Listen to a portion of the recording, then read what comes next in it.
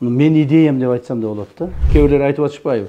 Ой, Манасты таласқа койсо болот эле, таластыктарга берсе болот эле деп. Ай, Манас деген бул таластыктардыкы эмес. Манас бул кыргыздыкы. Жалал-Абад облус бойдон эле калат. Жалал-Абад деле жаман шаар эмес болчу. Бирок Жалал-Абад Индонезияда Жалал-Абад, Жалал-Абад Афганистанда бар Жалал-Абад. Манас шаарын кыргыз мамлекетинин борбору кылууга макулсузбу деп референдум койсо элибиз чечип коет. Ошондон бери Жалал-Абад шаарында бир дагы мэр алмаша элек. Бир мэр коюлган октябрь 2020 жылы. Бүгүнкү күнгө чейин иштеп атат. Өздөрү иштешпейт, анан оозун ачып карап отура берет. Ошол эле мына Кара Балтага миллиард бөлүп бердик. Эмне кылды? Миллиарды төгүп чачып жок кылышты. Эч кандай пайда жок. Ошол эле Токмок шаарына миллиард сом бөлүп бердик. Эмне кылды? Төгүп чачып жок кылышты. Чын-чынына келгенде бул Жалал-Абад шаарын Манас шаары кылып кайрадан атын кайрадан коюу мен идеям деп айтсам да болот да. Мен дагы идеям болду. Жана элибиздин ошо суроолору болду да. Себеби туура Жалал-Абад шаарын атыны Манас кылып өзгөрткөндө кайсы бир деңгээлде элибиздин ошо Жалал-Абад шаарынын башка эле шаарлардын деле бар жерлердин адамдардын ичтери ачышып атат. Чын айтканда менин деле ичим ачышып атат. Менин деле ичим ачышып атат. Себеби баарыбыз ошо шаарда төрөлдүк, өстүк, чоңойдук, окудук дегендей ошол шаарда. Ошол шаарда бала чакабыз, тууган уругубуз жашайт. Баарыбыздын жүрөгүбүзгө, акылыбызга ошол Жалал-Абад деген сөз сиңип калды да. Сиңип калды. Ошондуктан Жалал-Абад шаарын өзгөртүп салуу, бир таптал өзгөртүп салуу бизге да чоочун болуп атат. Манас деген сөз, Манастын өзү ар бир кыргыздын жүрөгүндө. Ар бир кыргыздын жүрөгүндө Манас бар. Ар бир кыргыздын жүрөгүндө Жалал-Абад жок. Ар бир кыргыздын жүрөгүндө Манас бар. Ошондуктан биз азыркы адамдарга, азыркы жашап аткандарга булар бир аз чоочу болуп көрүнүшү мүмкүн, бирок келечекте Манас шаарында төрөлүшөт, Манас шаарында өсүшөт. Манас болуп калат. Манас бул биздин кыргыз мамлекетинде жашаган элдердин, айрыкча кыргыздардын бул руху, духу. Так. Ушул Жалал-Абад шаарын Манас деп аталып калышына мен сыймыктанам. Дагы бир жолу айтайын, мындан ары биз Манаска да көнөбүз. Кээ бир айтып атышпайбы? Ой, Манасты таласқа койсо болот эле, таластыктарга берсе болот эле деп. Ай, Манас деген бул таластыктардыкы эмес. Манас бул кыргыздыкы. Манас бул кыргыздын духу, кыргыздын руху, кыргыздын келечеги жана кыргыздын өткөн тарыхы. Манас менен кыргыз болгон, мындан ары да ушундай болот. Туура Жалал-Абад деле жаман шаар эмес болчу. Бирок Жалал-Абад Индонезияда Жалал-Абад, Жалал-Абад Афганистанда бар Жалал-Абад, Жалал-Абад Пакистанда бар, Жалал-Абад Индияда бар. Бирок Манас бир гана кыргызда бар да. Манас бир гана кыргызда бар. Дүйнө жүзүндө Манас деген шаар бир гана кыргызда бар. Мен ойлоймун, урматтуу президентибиз эң туура чечим кабыл алды. Туура чечим кабыл алды. Бул азыркыга эмес, келечек муундарга. Муну дагы бир 20-30 жылдан көрөсүңөр. 30 жыл өтөт, 20 жыл өтөт, 50 жыл өткөндөн кийин биздин азыркы жаш балдарыбыз чоңоюшат. Аны ошолор айтат. Бизге рахмат айтат ошондо. Рахмат. Туура эле ошону өзгөртүп коюшкан экен. Биз ошо ойдон калбастан мына Манас болуп калдык. Манас шаары болуп калдык деп сыймыктана турган убакыт келет. Бирок аны үчүн кичине убакыт керек, бир аз жылдар өтүш керек. Анан ушул эл арасында Манас шаары жакын арада бир борбор шаар болот деген, борбору Манас шаарына көчүрүлөт деген да кептер болуп атат да. Бул боюнча сизде кандай маалыматтар бар? Манас шаарын борбор кылуу боюнча азыркы күндө эч кандай ой жок андай. Мен мына ачык айтып коеюн, эч кандай жетекчилердин оюнда же болбосо башка бир саясатчылардын оюнда андай нерсе жок. Андай нерсе жок.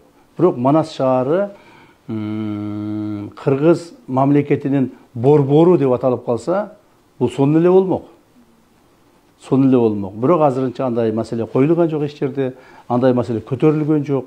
Эгерде андай маселе көтөрүлүп калып, же ошондой маселе боло турган болсо, аны эл чечиш керек.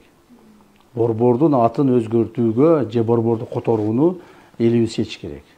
Аны бир саясатчылар же кайсыл бир жетекчилер, кайсыл бир топ чечпеш керек. Аны элибиз чечиш керек. Аны үчүн Манас шаарын кыргыз мамлекетинин борбору кылууга макулсузбу деп референдум койсо элибиз чечип коет. эл макул болсо коебуз, эл макул болсо койбойбуз дегендей. Бирок бул маселе дагы азыр күн тартибинде жок.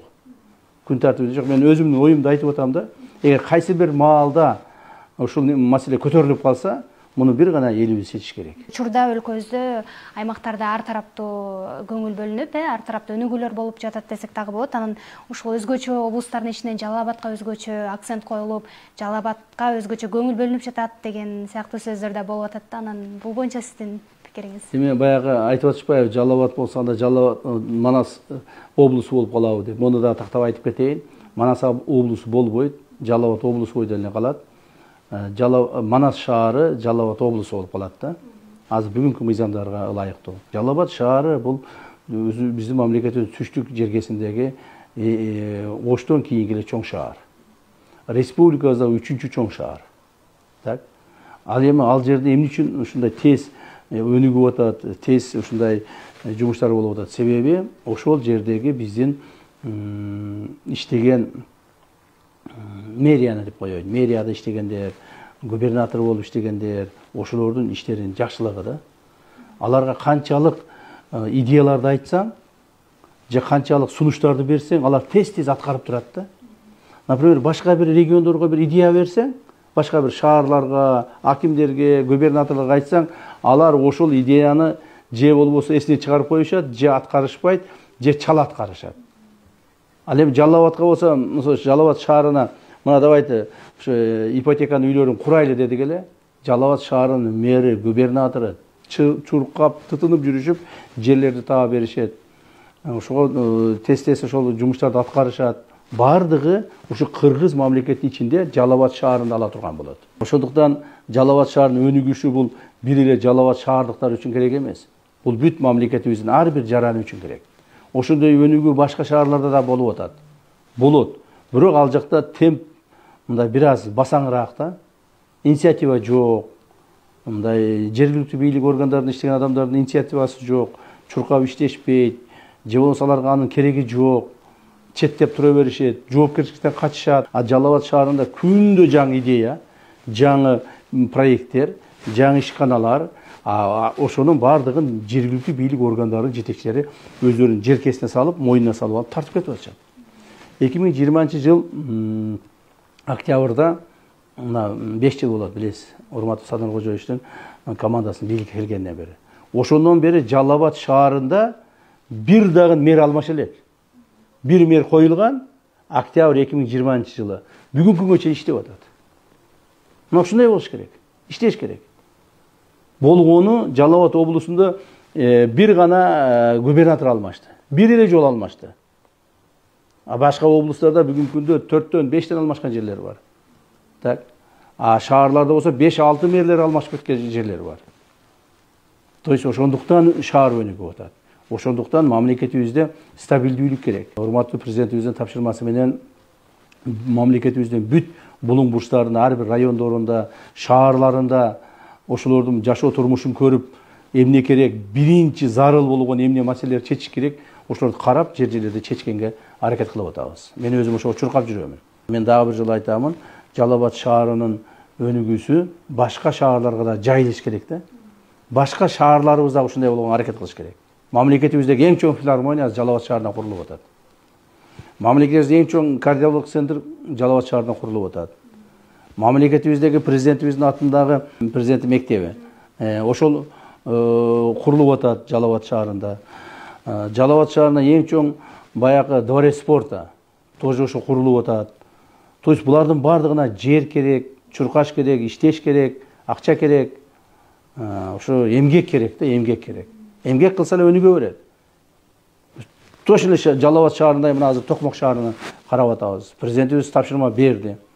Мына Бишкек, Ош, Жалал Абад, эми Токмокко көңүл буруу. Токмок шаарын өнүктүрөйлү деп президентибиз тапшырманы койду. Ошондуктан мен Токмок шаарына өзүм мына 2 жолу барып келдим. Бир нече объектилерди куруу боюнча тапшырмаларды бердик. Президенттин өнүктүрүү фонду бар. Президенттин өнүктүрүү фондунан Токмок шаарын өнүктүрүү боюнча, Токмок шаарына жардам берүү боюнча атайын чоң суммадагы акча бөлүнүп берилди. Эми ошону азыр тез жергиликтүү бийликтегилер, ошо Токмак шаарынын мэри жана башкалар ошону освоить этип алса, тез эмдиги жылы дагы бөлүп беребиз. Так, аркы жылы дагы бөлүп беребиз. Ошентип отуруп 2-3 жылдын ичинде Токмактагы Жалал абадтан кем калбай калат. Каракол шаары өнүгүп атат. То есть бир эле Жалал абад өнүгүп атат деген бул туура эмес. Анын үчүн иштеш керек. Өздөрү иштешпейт, анан оозун ачып карап отура берет. Ошол эле мына Кара Балтага миллиард бөлүп бердик. Эмне кылды? Миллиарды төгүп чачып жок кылышты. Эч кандай пайда жок. Ошол эле Токмак шаарына миллиард сом бөлүп бердик. Эмне кылды? Төгүп чачып жок кылышты. Мына көрдүңүзбү? А ошол эле мезгилде Жалал абад шаарына мындан 3 жыл алдын миллиард сом бөлүп бердик эле. Бүт бардыгын керектүү жактарга иштетип, шаардын жолдорун оңдоп, сууларын оңдоп, тимире чыкытып алышты. А булар жакшы иштейт экен деп туруп, экинчи жыл андан 1 миллиард эмес, уже 2 миллиард бөлүп бердик. Быйылкы жылга болсо Жалал абад шаарынын өзүнө эле 5 миллиардтай акча бөлүп бердик. Иштеген адамдарга бөлүп бере беребиз. А Кара Балта эгерде миллиард сомду жеп койсо, ага эмне үчүн дагы бөлүшүбүз керек? Ошо Кара Балта шаарынын мэри азыр мына түрмөдө отурат. Токмак шаарынын мэри түрмөдө отурат. Токмак шаарына эми азыр жакшы мэрди алып келип койдук. Ошо менен өнүгөбүз деген бир оюбуз бар да. Кудай буйрса, ошого кичине бир үмүт бар. Кара Балта шаарынын азыркыга чейин жакшы бир мен иштейм ошол жерде. Мен ошол жерде бир Кара Балта шаарын өнүктүрөм. Мамлекет бөлүп берген акчаны жебей, ичпей шаарга иштетем деген бир жакшы кадр жок. Кадр жок болуп атат. Ошондуктан мен ойлоймун, Жалал абад шаарынын өнүгүүсү башка шаарларга, башка райондорго, башка облустарга ошол үлгү болуш керек деп эсептейм да. Биз ага ичибиз таарыбаш керек. Муну кайра үлгү катары карашыбыз керек.